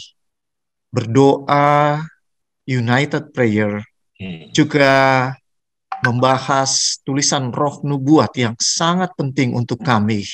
Juga berbicara mengenai pekabaran 3 malaikat yang merupakan tema sepanjang tahun 2021 ini. Bapa, kami juga berterima kasih karena kami sudah membahas perjanjian baru, manfaat dari perjanjian baru ini dalam kehidupan kami. Tolong kami ya Tuhan, untuk memiliki sukacita, memiliki hidup tanpa rasa bersalah karena apa yang Tuhan Yesus telah lakukan dalam kehidupan kami. Dan ketika kami mengalami pembaharuan, perubahan di dalam kehidupan kami, oleh karena kami dijamah oleh kasih Tuhan yang begitu lebar, begitu dalam, begitu tinggi, begitu luas bagi kami. Kami boleh diubahkan seturut dengan kehendak-Mu, dan pada saat yang sama Tuhan, kasih-Mu akan tetap tinggal di dalam hati kami. Dan kami boleh bagikan kasih itu kepada orang-orang yang ada di sekitar kami. Bapa, mampukan kami melakukannya, karena hanya Engkau yang sanggup untuk melakukan itu kepada kami melalui kuasa Roh-Mu yang suci. Berkati semua kami yang ada, yang mendengarkan program kami pada siang hari ini. Dan Tuhan, ubahkan kami agar kami siap ketika Engkau datang pada kali yang kedua. Semua kami akan dibawa masuk ke dalam kerajaan surga. Dalam nama Tuhan Yesus kami sudah berdoa. Amin. Selamat bertemu kembali saudara sekalian di acara ibadah kita di Jemaat Fisdak yang juga sudah Anda semua telah hadiri, baik yang melalui Zoom dan juga melalui live stream. Kita memuji besarkan nama Tuhan. Kesempatan yang indah kita bisa kembali mempelajari firman Tuhan. Terima kasih tentunya kepada Pendeta Muda Tulus yang sudah memimpin pendahuluan dan juga pelajaran hari Minggu. Kita bersyukur ya di Jemaat Fisdak ada Pendeta Muda Tulus yang dapat mengganti saya pada saat saya berhalangan. Baik saudara sekalian, kita akan mempelajari pelajaran kita yang akan seperti biasa saya akan bagikan untuk dapat kita baca terlebih dahulu. Dan kita sekali lagi saya ingin bersyukur memuji nama Tuhan atas keberadaan bersama Pendeta Muda Tulus ya yang sudah memimpin pelajaran kita pada pendahuluan pada hari Sabat sore dan juga pada hari Minggu. Beliau berbicara tentang sukacita. Jadi bagaimana kehidupan kita, kehidupan yang berbahagia di dalam Tuhan. Pada saat kita menjadi umat-umat perjanjian, bukan nantinya saja kita akan memiliki kebahagiaan tersebut, sukacita tersebut. Kita tidak akan menghadapi nantinya. Tetapi saat ini sekalipun, kita dapat memiliki sukacita yang penuh. Sukacita yang penuh di dalam Tuhan. Jadi kita telah mempelajari itu pada hari Minggu malam yang lalu yang dibawakan oleh Pendeta Muda Tulus. Dan pada saat ini, salah satu yang sering kali membuat kita tidak bersukacita, yang telah merampok sukacita kita, adalah perasaan-perasaan bersalah. Perasaan-perasaan bersalah yang kita hidupkan dari dalam diri kita sendiri, internally, dan juga yang kita izinkan orang-orang berikan kepada kita. Bukan hanya orang berikan kepada kita rasa bersalah tersebut, tetapi juga bisikan-bisikan setan yang selalu membisikkan kepada kita, you are a hopeless case, you are a loser. Ya, Anda orang yang pencundang, ya, Anda tidak akan bisa, dan lain sebagainya. Tetapi marilah kita pelajari pelajaran sekolah sahabat kita yang akan membahas tentang kebebasan dari rasa bersalah. Kebebasan dari rasa bersalah. Baik, saudara-saudara sekalian, mari kita baca ayat kita pada malam hari ini, waktu Amerika, dimulaikan dari Roma 8 ayat 1 sampai dengan 4. Sana dikatakan, demikianlah sekarang, saat ini, tidak ada penghukuman. Ya, tidak ada penghukuman bagi mereka yang ada di dalam Kristus Yesus. Tidak ada perasaan bersalah yang karena kita tidak dipersalahkan lagi. Kita tidak perlu lagi rasa bersalah karena tidak ada lagi penghukuman yang diberikan bagi mereka yang ada di dalam Kristus Yesus, yang tidak hidup menurut daging tetapi menurut roh. Bukan berarti ya, once saved, always saved. Pada saat kita memohon ampun kepada Tuhan atas segala pelanggaran dan dosa kita, berada di dalam Kristus, yang kemudian hidup tidak menurut nafsu duniawi, yang tetapi menurut roh, maka kita tidak perlu lagi memikirkan perasaan-perasaan bersalah, ya, perasaan-perasaan bersalah yang kita miliki. Tapi mari kita lihat pelajaran kita secara lengkap, ya. Seorang wanita muda telah dibunuh secara brutal dan pembunuhnya belum ditemukan atau belum diketahui. Polisi kemudian membuat satu perangkap. Bagaimana caranya? Dengan menempatkan satu mikrofon tersembunyi di dalam kuburan atau disembunyikan di kuburan daripada wanita muda tersebut. Suatu malam, beberapa bulan sesudah kematian wanita tersebut, seorang pria muda mendekati kubur itu dan berlutut dan menangis, meminta pengampunan dari wanita itu. Polisi tentu saja sedang memonitor kata-kata yang diucapkan oleh pemuda tersebut. Dan dia kemudian dapat dikatakan tertangkap basah oleh kejahatan ataupun perlakuan keji yang telah dibuatnya. Tapi pada saat itu dia datang untuk memohon maaf, memohon ampun pada saat itu. Jadi itu ditangkap pembunuh daripada wanita tersebut. Apakah yang membawa pria itu ke kubur? Jawabannya, apalagi kalau bukan perasaan bersalah. Tentu saja, meskipun tak satu pun dari kita yang pernah melakukan tindakan buruk seperti yang dibuat oleh pemuda itu. Mudah-mudahan ya, kita tidak melakukan tindakan buruk tersebut.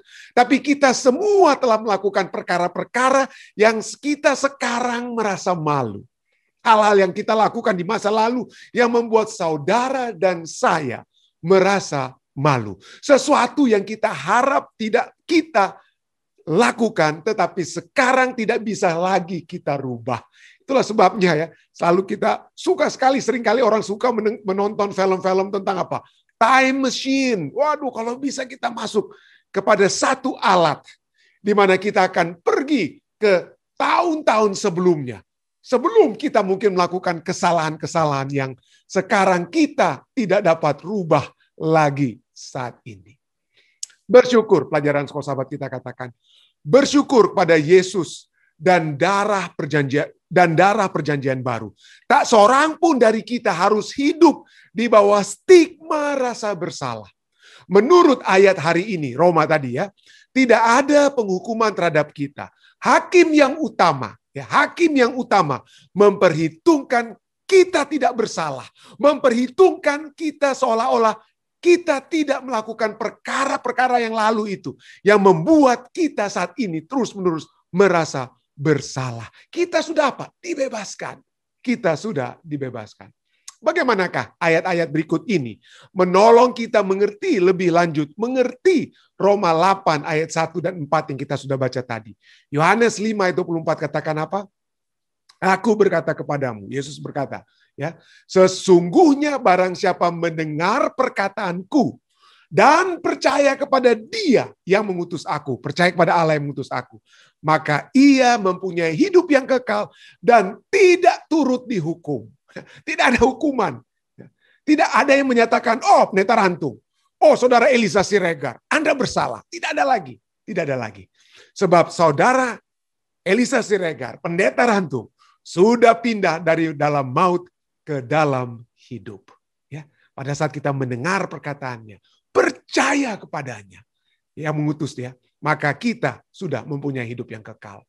Roma 3 ayat 24 dan 25 katakan, dan oleh kasih karunia telah dibenarkan dengan cuma-cuma, karena penebusan dalam Kristus Yesus. Ayat 25, Kristus Yesus telah ditentukan Allah menjadi jalan pendamaian karena iman dalam darahnya. Hal itu dibuatnya untuk menunjukkan keadilannya, karena ia telah membiarkan dosa-dosa yang terjadi dahulu pada masa kesabarannya. Berikutnya, dalam 2 Korintus 5 ayat 21 dikatakan, Dia yang tidak mengenal dosa telah dibuatnya menjadi dosa karena kita. Supaya di dalam Dia, kita dibenarkan oleh siapa? Kita dibenarkan oleh Allah. Satu janji yang terbesar untuk hidup dalam hubungan perjanjian dengan Tuhan adalah bahwa kita tidak perlu lagi hidup di bawah beban rasa bersalah. Karena darah perjanjian, kita yang memilih untuk masuk, kalau saudara dan saya memilih untuk masuk dalam hubungan perjanjian dengan Allah, yang memilih untuk berdiam dengan syarat iman, pertobatan, penurutan, maka kita dapat merasakan beban rasa bersalah itu diangkat. Diangkat. Ketika setan berusaha untuk berbisik di telinga kita, bahwa saudara dan saya jahat, bahwa kita buruk, bahwa kita terlalu berdosa untuk diterima Allah. Kita dapat melakukan apa yang Yesus lakukan. Apa yang Yesus katakan ketika setan mencobai dia di padang belantara. Kita dapat seperti Yesus mengutip kitab suci. Dan salah satu ayat yang terbaik. Salah satu ayat yang terbaik untuk dikutip adalah Roma 8 ayat 1. Setan, Tuhan tidak lagi menghukum saya. Siapa kamu? Tuhan tidak lagi menghukum saya. Tuhan tidak lagi menyatakan saya bersalah. Ya. Siapakah kamu itu setan? Itu dapat kita katakan kepadanya. Hal ini. Pada saat kita dapat terbebas dari rasa bersalah. Pada saat kita sudah diangkat kesalahan tersebut. Ini tidak berarti bahwa kita harus menyangkal kenyataan dosa dalam kehidupan kita. Bukan berarti kita katakan, kalau Allah sudah membebaskan kita dari kesalahan, waduh saya ini sekarang bebas untuk buat kesalahan. Itu kenyataan dosa dalam kehidupan itu tetap ada. Dosa itu tetap ada kalau saudara dan saya masuk lagi mengikuti hawa nafsu kita tetap dapat apa? Dinyatakan lagi apa? Sebagai orang berdosa. Itu tidak menyangkal kenyataan dosa. Dosa tetap ada hingga nanti kedatangan Yesus yang kedua kali tentu saja. Pada saat kita sudah memilih hingga akhirnya untuk mengikuti Yesus, maka pada saat itu dosa akan apa? Tidak ada lagi. Tapi saat ini, sampai Yesus datang, dosa itu kenyataannya masih apa? Dosa itu masih ada. Ya. Ini berarti bahwa walaupun itu kita tidak menyangkal kenyataan dosa dalam kehidupan kita, ini berarti bahwa karena hubungan perjanjian yang kita miliki dengan Tuhan, kita tidak lagi hidup di bawah hukuman karena dosa. Yesus membayar hukuman bagi kita. Dan sekarang dia berdiri, Yesus berdiri di hadirat Bapa, meminta darahnya sendiri untuk kita, mempersembahkan kebenarannya sendiri sebagai ganti dosa-dosa saudara dan saya. Apakah perbedaan yang terjadi dalam kehidupan kita? Bahwa Tuhan telah mengampuni Anda untuk dosa-dosa apa saja. Dosa-dosa apa saja yang Anda telah perbuat. Ya. Apa kira-kira? Pada saat Tuhan, Tuhan saja tidak mengingatnya lagi. Ya, itu dapat memberikan satu kebebasan. Ya. Satu beban itu sudah diangkat dari kita. Bagaimanakah hal itu benar-benar menolongmu dalam menghadapi orang lain yang telah bersalah terhadapmu? Jadi dengan kata lain, kalau Tuhan sudah mengampuni kesalahan kita dan kita sudah bebas dari kesalahan tersebut, jangan kasih ingat dosa orang lain yang mereka sudah buat, yang mungkin mereka sudah buat kepada kita. Kalau Tuhan sudah membebaskan kita, jangan dosa orang lain itu terus-menerus kita ingatkan kepada mereka. Jangan kita bilang kepada pasangan kita, Papa ingat ya, waktu dulu ini yang Papa buat. Atau Mama ingat, ini perbuatanmu dulu. Ya, kalau kita sudah bebas, bebaskan orang lain. Ya, bebaskanlah orang lain. Jangan seperti perumpamaan Tuhan Yesus. Ada orang yang berhutang banyak kepada sang raja. Dibebaskan orang tersebut dari hutangnya. Waduh, kalau tidak dia mati ya, dengan kata lain dihukum mati. Dia bersuka cita, tapi kemudian datang orang yang lebih miskin dari dia yang pernah berhutang sedikit kepada dia. Lalu apa? Orang yang berhutang sedikit itu dia tidak ampuni hutangnya. Lalu apa yang kemudian pada saat raja ketahui orang tersebut? Kamu sudah saya ampuni, kamu tidak mau mengampuni orang lain. Kamu kembali ke dalam penjara. Dihukum kembali orang tersebut. Jadi pada saat kita, saudara dan saya sudah diampuni kesalahan-kesalahan kita, ampunilah kesalahan-kesalahan orang lain. Jadi bagaimanakah seharusnya itu berpengaruh pada caramu berhadapan dengan orang-orang tersebut? Ya, kalau dosa-dosa kita tidak diungkit, jangan ungkit dosa orang lain ya bagi kita. Mungkin ini satu hal yang sukar, tapi ingatlah bahwa dosa kita kepada Tuhan itu lebih berat ya daripada dosa orang lain yang mereka mungkin perbuat kepada kita. Baik. Pelajaran sekolah sahabat kita yang terakhir di triwulan ini ya, bagaimana mengajak kita Kita ini pelajaran ke-13 di Sabat 13 nanti ini adalah mengajak kita untuk mengakhiri arti sesungguhnya dari anak-anak perjanjian Allah. Arti sesungguhnya dari menghidupkan satu kehidupan perjanjian. Dan kehidupan perjanjian itu adalah kita dapat menikmati berkat perjanjian. Pendeta Muda Tulus sudah bahas tentang sukacita. Bukan nantinya sukacita itu kita miliki. Tetapi sukacita itu dapat kita miliki apa? Sekarang. Dan salah satu hal yang sering kali merongrong, menggerogoti sukacita kita adalah rasa apa? Bersalah. Dan itu harus kita pahami ya. Yohanes 10 ayat 10, kita sudah baca ayat inti kita, tapi ayat inti kita hanya bagian akhir ya. Mari kita baca bagian yang apa ya? Bagian yang pertama, dari bagian pertama, dari permulaan hingga akhirnya. Dari Yohanes 10 ayat 10, sana katakan, pencuri datang hanya untuk mencuri dan membunuh dan membinasakan. Aku datang supaya kamu mempunyai hidup dan mempunyainya dalam segala kelimpahan. Jadi bagaimana caranya saudara dan saya dapat menikmati berkat perjanjian sekarang? Mari kita lihat ayat ini memberikan satu kontras terhadap dua hal. Yang pertama adalah adanya pencuri yang mengambil kehidupan dan Yesus yang memberikan. Yesus yang memberikan kehidupan. Dibagi dua. Ya, dibagi dua. Siapa pencuri yang mengambil kehidupan? Siapa pencuri yang mengambil kehidupan itu? Nah, Yohanes 9, kalau kita melihat konteksnya, sebelum kita membaca, Yohanes 10 ini, yang kita sudah baca ini, itu satu paket itu dengan Yohanes 9. Karena apa yang Yesus katakan di Yohanes 9 itu berhubungan dengan apa yang terjadi di Yohanes pasalnya yang ke-9. Apa yang Yesus katakan di Yohanes 10 berhubungan dengan apa yang terjadi di Yohanes pasalnya yang ke-9. Yohanes pasal 9, kita lihat bagaimana Yesus menyembuhkan orang buta, lalu keributan terjadi oleh sebab kesembuhan yang Yesus buat ya. Pada saat itu orang tua dan lain sebagainya terlibat dan orang-orang Farisi terlibat. Dan apa yang orang Farisi lakukan? Mereka mengejek orang buta yang disembuhkan tersebut. Sampai orang buta itu kembali kepada Yesus, diikuti oleh orang-orang Farisi. Lalu orang buta itu sujud menyembah apa? Menyembah Yesus. Lalu orang-orang Farisi kembali apa? Mengejek. Dan ini yang kemudian apa? Kata Yesus kepada mereka di dalam Yohanes 9 ayat 39. Yesus berkata, atau kata Yesus, aku datang ke dalam dunia untuk menghakimi.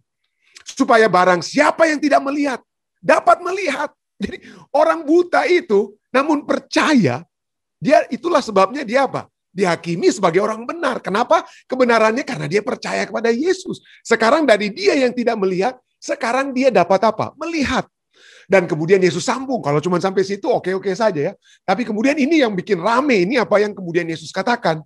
Ayat berikut persambungannya, dan Yesus katakan apa? Dan supaya Yesus sekarang yang menghakimi, apa yang dia hakimi yang berikutnya? Supaya barang siapa yang dapat melihat menjadi buta. Waduh, ini orang Yahudi itu tidak bodoh saudara, mereka tahu ini apa yang Yesus maksudkan. Jadi, supaya yang dapat melihat mereka menjadi buta. Yesus seperti bilang, maka tidak heran. Ayat berikutnya, Yohanes 9 ayat 40, kata-kata itu didengar oleh beberapa orang Farisi yang berada di situ. Dan mereka berkata kepadanya, apakah itu berarti bahwa kami juga buta? Bahwa kami sekarang ini apa? Buta. Lalu kemudian apa ya? Yesus kemudian berbicara tentang apa? Bagaimana tentang Yesus memberikan perumpamaan tentang domba-domba yang apa? Mendengar suara gembala. Domba-domba yang mendengar. Tanpa harus melihat sekalipun begitu gembala-gembala seperti di Ethiopia ya kami dengar. Kalau mau dipanggil, jadi seringkali kami bingung lihat ini udah ada kelompok apa gembala-gembala, ada yang punya 20 kambing dan domba, ada yang punya 10, lalu mereka makan sama-sama di satu rumput, satu tempat, lalu apa? Minum di satu tempat, dan saya seringkali memperhatikan mereka, saya bilang, kalau orang di Amerika mungkin disemprot ya, tiap-tiap kambing domba itu ada apa? Ada tanda-tanda mereka, mungkin dikasih kalung atau dicat ya, kepala mereka dicat dan lain sebagainya. Tapi bagaimana di Ethiopia ini orang-orang bisa membedakan mana kambing domba mereka? Lalu saya tanya kepada orang-orang di situ, mereka katakan gampang. Loh, bagaimana gampangnya? Si gembala, anak-anak kecil yang seringkali menjadi gembala tinggal berteriak saja, entah bikin suara uhui atau ahu dan lain sebagainya. Mereka bicara saja. Domba-domba yang milik mereka itu akan langsung datang kepada mereka. Dan inilah yang Yesus katakan kemudian pada orang-orang Farisi. Domba-domba itu mendengar suaraku. Mereka mengetahui siapa gembala mereka. Ya. Dan kemudian inilah yang Yesus katakan. Ya. Jawab Yesus pada mereka. Sekiranya kamu buta. Ya, setelah Yesus jawab itu. Sekiranya kamu buta, kamu tidak berdosa. Tetapi kamu berkata, kami melihat, maka tetaplah dosamu. Engkau kalian ini apa? Mengaku sebagai orang-orang yang melihat, tetapi karena tidak punya iman, sesungguhnya kalian ini apa? Buta, kalian tetap berada dalam apa? Dosa. Lalu kemudian Yesus apa? Berbicara ya. Aku berkata kepadamu, sesungguhnya siapa yang masuk ke dalam domba dengan tidak melalui pintu. Ya. Sesungguhnya siapa yang masuk melalui siapa yang masuk ke dalam kandang domba dengan tidak melalui pintu, tetapi dengan memanjat tembok, ia adalah seorang pencuri dan seorang perampok. Tetapi siapa yang masuk melalui pintu, ia adalah apa? Ia adalah gembala domba. Lalu kemudian Yesus katakan apa? Bahwa domba-domba yang sudah dipanggil pulang ini, ya, mereka itu akan masuk ke dalam apa? Ke dalam kandang mereka. Dan siapa yang akan berdiri di pintu? Yang berdiri di pintu itu tidak lain siapa? Si gembala daripada kambing domba-domba tersebut. Tetapi kalau pencuri, dia pencuri tidak lewat pintu. Mereka lewat apa? Lewat pagar. Mereka panjat tembok karena mereka tidak punya akses melalui pintu tersebut. Dan itulah ya. Itulah kemudian Yesus ya, seperti yang saya katakan tadi, yang mereka akan mengenal suara gembala ya, domba-domba tersebut. Lalu di dalam Yohanes 7 ayat 10, Yohanes 10 ayat 7 sampai dengan 10, Yesus kemudian berkata, maka kata Yesus sekali lagi, aku berkata kepadamu, sesungguhnya akulah pintu ke domba-domba itu. Semua orang yang datang sebelum aku adalah pencuri dan perampok. Dan domba-domba itu tidak mendengarkan mereka. Domba-domba itu hanya mendengarkan suara gembala mereka. Seperti di Ethiopia yang saya katakan tadi, mereka hanya dengar itu. Tapi bukan hanya mendengarkan suara gembala, tetapi mereka itu akan masuk ke kandang hanya melalui pintu yang dibuka oleh gembala. Dan tidak heran Yesus katakan, akulah pintu, ayat 9. Akulah pintu. Barang siapa masuk melalui aku, ia akan selamat, dan ia akan masuk dan keluar dan menemukan padang rumput. Pencuri datang, ayat 10 yang kita sudah bahas tadi ya. Pencuri datang hanya untuk mencuri dan membunuh dan membinasakan. Aku datang supaya mereka mempunyai hidup dan mempunyainya dalam segala kelimpahan. Di sini kita dapat melihat bahwa dalam konteks ini adalah bahwa pencuri adalah guru-guru palsu yang membawa ide-ide yang tidak sesuai dengan firman Allah secara keseluruhan. Kenapa saya katakan secara keseluruhan? Karena guru-guru palsu itu bukan hanya mungkin orang-orang Yunani di zaman rasul-rasul dengan filsafat-filsafat Yunani mereka. Tetapi guru-guru palsu ini juga dapat merujuk kepada orang-orang yang membuka Alkitab yang sama dengan Yesus.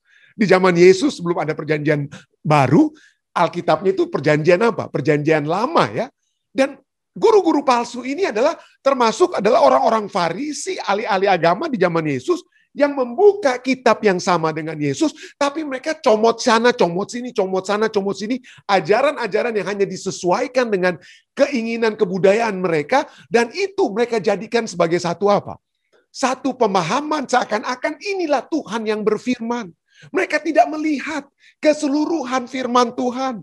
Jadi inilah yang seringkali menjadi masalah ya dengan orang-orang yang misalnya menolak sama sekali doktrin Trinitas. Maka apa? Main comot kiri kanan saja. Yang apa yang dikatakan oleh pendeta Rantung atau yang lain, atau yang dikatakan bukan oke lah kalau yang dikatakan saya itu saya bisa salah. Tapi ini mereka apa? Comot satu ayat dari firman Tuhan, ambil satu ayat dari firman Tuhan, dan tidak melihat keseluruhan firman itu secara apa? Keseluruhan. Ya, tidak melihat ada ucapan apa? Kegenapan dari satu firman itu secara apa? Keseluruhan kita harus lihat di dalam seluruh firman Tuhan. Inilah salahnya. Trinitas itu yang melawan Trinitas itu sobat comot-comot apa? Firman Tuhan. Sama seperti orang yang apa? Comot-comot satu ayat, dua ayat yang tidak berhubungan lalu menyatakan, hari Sabat itu hari pertama di minggu. Hari Minggu, bukan hari ke-7. Itu sama saja. Ya comot-comot apa? Ide-ide yang tidak sesuai dengan firman Allah secara keseluruhan. Nah, kembali ke pelajaran kita pada saat ini. Bagaimana adanya apa? Ide-ide yang tidak sesuai dengan firman Allah secara keseluruhan, yang telah merampok kita dari kebebasan, dari rasa bersalah yang sering kita masih alami. Dan ini juga nanti kita akan lihat ada 3 hal. Ya, mungkin di poin ketiga itulah yang mungkin dapat saya katakan muncul dari guru-guru palsu yang sama-sama seperti saudara dan saya membuka Alkitab Perjanjian Lama dan Baru sekalipun, lalu kemudian comot sini, comot sana untuk membawa satu ide bagaimana caranya supaya saudara dan saya bebas dari rasa bersalah. Itu nanti di poin ketiga. Tapi mari kita lihat ada 3 poin yang telah merampok saudara dan saya dari kebebasan rasa bersalah. Ajaran-ajaran yang menyimpang yang telah dibuat oleh manusia dalam menghadapi rasa bersalah supaya saudara dan saya bebas dari rasa bersalah. Yang pertama adalah cara intelektual. Ada orang-orang dunia, ini bukan orang-orang yang buka Alkitab ya, tapi orang-orang dunia yang secara intelektual katakan, jangan lagi kita dibebani dengan rasa bersalah. Rasa bersalah itu menurut mereka adalah adanya harapan-harapan yang tidak realistis lagi. Ya, harapan-harapan yang tidak realistis yang menyebabkan orang memiliki rasa bersalah.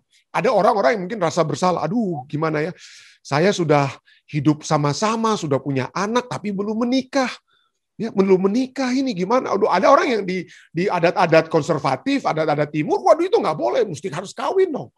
Itu ajaran. Jadi bagi orang-orang di zaman modern sekarang yang berasionalisasi, itu untuk menikah dengan punya anak sebelum kawin itu tidak realistis, itu ajaran kuno, itu nggak perlu lagi itu, ya. Ini tidak perlu lagi. Sekarang bebas saja acara. Jadi cara menghadapi rasa bersalah itu kita kurangi apa? Kurangi harapan. Itu harus menikah sebelum punya anak, sebelum kawin itu kuno. Hilangi itu. Hilangi harapan-harapan kuno tersebut ya. Pada saat itu kalau sudah dihilangi, lalu Anda lihat betul juga ya orang-orang sekeliling saya ini udah punya anak, udah kawin, nggak harus dinikahkan di gereja dan lain sebagainya. Oke aja. Jadi pengharapan itu apa? Kita kurangi. Jadi kadang-kadang yang terjadi saat ini adalah pelanggaran-pelanggaran itu sekarang sudah diterima menjadi norma-norma baru yang diterima. Kenapa? Supaya manusia jangan lagi merasa bersalah kalau mereka apa? Kalau mereka misalnya hidup bersama di luar pernikahan dan lain sebagainya. Jadi inilah ya cara intelektual, cara rasionalisasi manusia modern, katakan kuno itu. Ya, ada begitu banyak lagi hal-hal lainnya. Ada begitu banyak hal-hal lainnya. Punya hanya satu istri, pada saat saya bersinah dengan orang lain,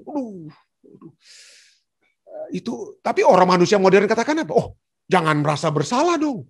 Itu tidak realistis. Sekarang kita hiduplah dalam nuansa manusia modern, seperti yang pernah saya katakan waktu lalu, hidup dalam suasana modern yang tanpa harus tinggi harapannya adalah apa? Open marriage. Walaupun saudara dan saya sudah menikah, masih bisa bebas. Yang penting suka sama suka. Jadi, tidak lagi timbul rasa bersalah karena apa? Segala norma-norma masyarakat atau norma ajaran-ajaran agama itu sudah hilangkan dan itu menjadi norma yang diterima. Vices become apa? Virtues. Itu yang pertama, cara intelektual untuk menghadapi rasa bersalah. Yang kedua adalah pernyataan bahwa rasa bersalah itu adalah masalah apa? Masalah psikis, masalah fisik. Ya. Jadi kalau Anda memiliki rasa bersalah, obati. Bagaimana caranya? Gampang. Obat-obat penenang. Mental Anda lelah dengan apa? Dibebani dengan rasa bersalah, maka mental itu harus Anda hilangkan dengan obat-obat penenang, dengan narkoba, narkotik dan obat-obatan terlarang supaya Anda bebas dari rasa bersalah.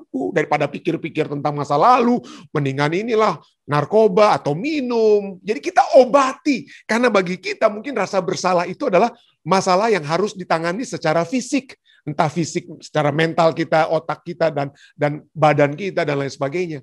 Jadi rasa bersalah itu adalah masalah fisik, mental yang lelah, dan hadapilah itu dengan apa?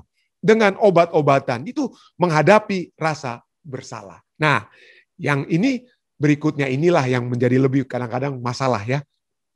Yang seakan-akan ada kebenarannya, tetapi tidak benar. Kenapa? Karena seakan-akan dicomot dari satu ayat atau ayat-ayat yang seakan-akan hanya dicomot kiri dan kanan saja. Ya. Bagaimana cara menghadapi rasa bersalah dengan cara keagamaan. Ya mereka katakan saya nggak punya waktu saudara ya untuk mengambil ayat-ayatnya ya. Mungkin suatu saat kita melihat ya. Tapi orang-orang pikir, waduh, kita rasa bersalah ini karena kita telah apa dikatakan? Allah yang tidak berkenan dengan persembahan-persembahan kita. Ya, dengan persembahan. Jadi kenapa Anda memiliki rasa bersalah? Karena rasa bersalah Anda itu Anda tidak bayar full kepada Tuhan. Anda harus bayar benar-benar. Dosa-dosa Anda harus bayar. Anda harus melakukan, hadapi semua itu dengan mengikuti semua syarat upacara-upacara keagamaan. Ya. Anda harus menyenangkan hati Tuhan dengan apa? Melakukan tindakan-tindakan supaya Anda apa? Supaya Anda diterima. Supaya Anda berkenan kepada Tuhan. Anda harus apa? Melakukan salvation by works. Keselamatan dengan apa? Perbuatan-perbuatan kita, berkenannya saudara dan saya di hadapan Tuhan, oleh karena perbuatan-perbuatan kita, bayar dong, bayar gereja banyak-banyak, beri sumbangan banyak-banyak, supaya apa? Supaya Anda itu apa? Diperkenankan kembali oleh Allah. Ya. Dan ini yang dilakukan oleh orang-orang Farisi. Ya. Dan ini yang Yesus katakan, kamu buta. Kamu buta, kamu melihat, tapi aku hakimu. Yesus katakan, aku hakimi. Penghakiman Yesus adalah kamu. Dengan segala tindakan-tindakan keagamaanmu. Tetapi itu hanya dari luar, bukan berdasarkan dari hati. Bukan karena engkau melihat aku, bukan karena engkau percaya, beriman kepada aku. Maka kamu tetap buta. Maka kamu tetap bersalah. Kamu tetap bersalah. Itu adalah inilah tiga ajaran menyimpang ya. Yang satu mungkin saudara dan saya itu yang sering kena ya, cara keagamaan tersebut. Cara fisikal mungkin, atau cara intelektual lain-lain. Tapi ajaran Alkitab itu sangat jelas ya. Firman Tuhan sudah katakan, Yohanes 5:24, cara menghadapi rasa bersalah itu apa? Aku berkata kepadamu, Yesus berkata, sesungguhnya barang siapa mendengar perkataanku. Kita mempelajari, hidup dengan firman Tuhan. Ya, Mazmur 1, berbahagialah orang yang apa? Mendengar firman Tuhan, berakar merenungkan firman Tuhan. Mendengar firman Tuhan, percaya kepada Dia, percaya kepada Yesus, termasuk percaya Tuhan, saya memang sudah salah. Masa lalu saya itu suram. Masa lalu saya itu tidak dapat saya banggakan. Masa lalu saya itu bahkan tidak dapat saya ungkapkan, tidak dapat saya ceritakan kepada keluarga saya. Ya. Tapi saya percaya kepadamu Tuhan, Engkau katakan Engkau ampuni dosa saya. Saya percaya. Firman-Mu katakan, saya percaya. Ya. Maka saat itulah Yesus sudah katakan, maka saya dan saudara mempunyai hidup yang kekal dan tidak turut dihukum. Sebab saudara dan saya sudah pindah dari dalam maut ke dalam hidup. Demikianlah Roma 1:4 katakan apa? Demikianlah sekarang tidak ada penghukuman, tidak ada rasa bersalah lagi yang harus kita pegang ya. Bagi mereka yang ada di dalam Kristus Yesus. Supaya saudara, kalau saudara memang lari-lari terus ya, walaupun kita dapat kembali terus ya, dapat bertobat kembali. Tapi pada saat saudara lari, jangan terus lari dan apa? Tinggal dalam lumpur. Mari kita bangkit. Supaya kita selalu, walaupun jatuh bangun, tetap kita akan selalu berada di dalam Yesus. Ya. Pada saat itulah kita tidak mendapatkan penghukuman bagi kita yang tidak hidup menurut daging, tetapi pada saat kita hidup menurut roh, tidak ada penghukuman, tidak ada rasa bersalah bagi kita. Saya bawa ini dalam nama Yesus. Amin.